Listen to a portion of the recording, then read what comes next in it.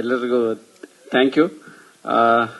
ಇದು ಲೇಟ್ ಆಯ್ತು, ನಾವು ಪತ್ರಿಕೆ ಜೊತೆನೆ ಮಾತಾಡ್ತೀನಿ. ಇಲ್ಲ, ಒಂದು ವಿಷಯ ಹೇಳ್ಬೇಕು. ಯಾಕಂದ್ರೆ ವಿಜಯ್ ಸರ್ ಒಂದು ಗ್ರೇ ಅಲ್ಲಿ 50 ವರ್ಷದ ಒಂದು ಪಾತ್ರ ಅಂದಾಗ ಅವರು ಒಪ್ತಾರೆ, ಮಾಡ್ತಾರೆ.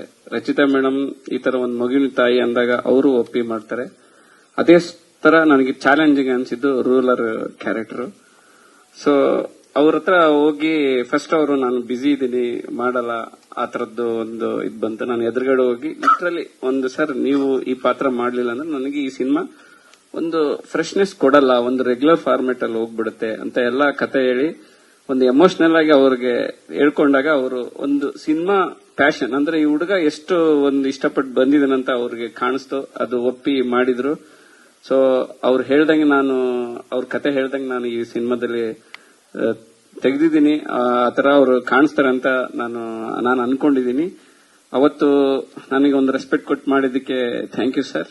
ಸೊ ಇವತ್ತು ಸಿನಿಮಾ ನೋಡಿದಾಗ ಅದು ಒಂದು ಕಾಣುತ್ತೆ. ನಾನು ಏನ್ ಜಡ್ಜ್ ಮಾಡಿ ನಿಮ್ಮ ಹತ್ರ ಕೇಳ್ಕೊಂಡಿದ್ದೋ ಅದೇ ಈ ಸ್ಕ್ರೀನ್ ಅಲ್ಲಿ ಹೊಸದಾಗಿ ಕಾಣುತ್ತೆ. Thank you.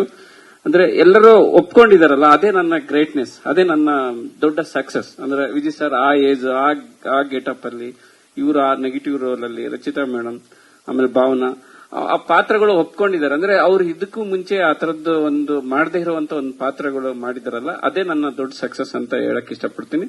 ಆಮೇಲೆ ಪ್ರೊಡಕ್ಷನ್ ನನ್ಗೆ ಇದುವರೆಗೂ ಯಾಕೆ ಏನ್ ತೆಗಿತಿದ್ದೀರಾ ಅಂತಾನೂ ಗೊತ್ತಿಲ್ಲ. ಇನ್ಕ್ಲೂಡಿಂಗ್ ಟೀಸರ್ ಕೂಡ ಅವರು ಇವಾಗೆ ನೋಡ್ತಾ ಇರೋದು. ಸೊ ಅದಕ್ಕೆ ದೊಡ್ಡ ಆಭಾರಿ. ಈ ತರದ ಒಂದು ಮೂವಿ ಮಾಡಕ್ಕೆ ಆ ತರದ್ದು ಒಂದು ನಂಬಿಕೆ ಇರಬೇಕು. ಆ ನಂಬಿಕೆ ಇಟ್ಕೊಂಡಿದ್ದಾರೆ. ಈ ಸಿನಿಮಾ ಥ್ರೂ ಔಟ್ ನನ್ನ ಕನಸು. ಯಾರು ಅವ್ರದೇ ಆದ ಏನೂ ಹೇರಿಲ್ಲ, ಪ್ರೊಡಕ್ಷನ್ ಇಂದಾಗ್ಲಿ, ಆರ್ಟಿಸ್ಟ್ ಕಡೆಯಿಂದಾಗ್ಲಿ, ಟೆಕ್ನಿಷಿಯನ್ ಎಲ್ಲ ನನ್ನ ಕನಸು, ನಂದೇ. ಇದು ಏನೇ ಆದ್ರೂ ಅದು ನನಗೆ, ಅದು ಕೆಟ್ಟದ್ದಾಗಿರ್ಬೋದು ಒಳ್ಳೇದಾಗಿರ್ಬೋದು, ಅದು ನಾನೇ ಜವಾಬ್ದಾರಿ ಆಗಿರ್ತೀನಿ. ಥ್ಯಾಂಕ್